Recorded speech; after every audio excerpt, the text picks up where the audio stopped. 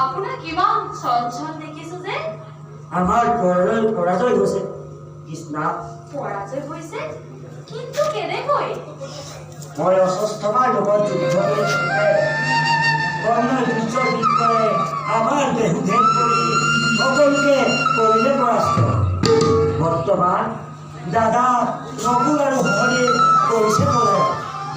ধৰ্মৰাজে প্ৰাণপণে চেষ্টা কৰিছিল যদিও সকলো ব্যৰ্থ হ'ল।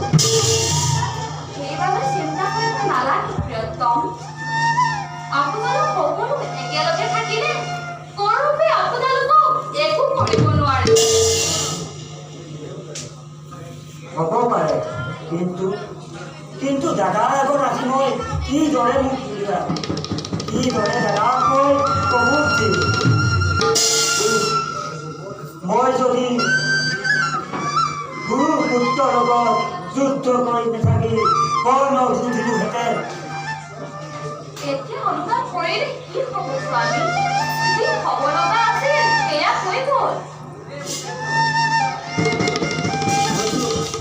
অনুতাপ কৰি লাভ নাই সঁচা, কিন্তু আজিৰ যুদ্ধই সেই অভিমানী দুৰ্যোধনৰ তেজ দুগুণে বঢ়াইছে।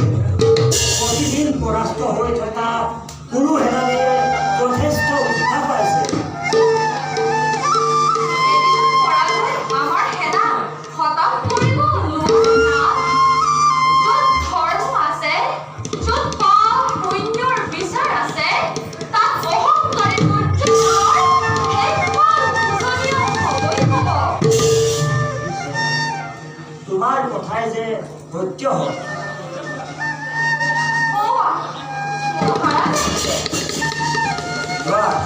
যোৱা সুশ্ৰদ্ধাৰ কৰাৰ ভাল নাচ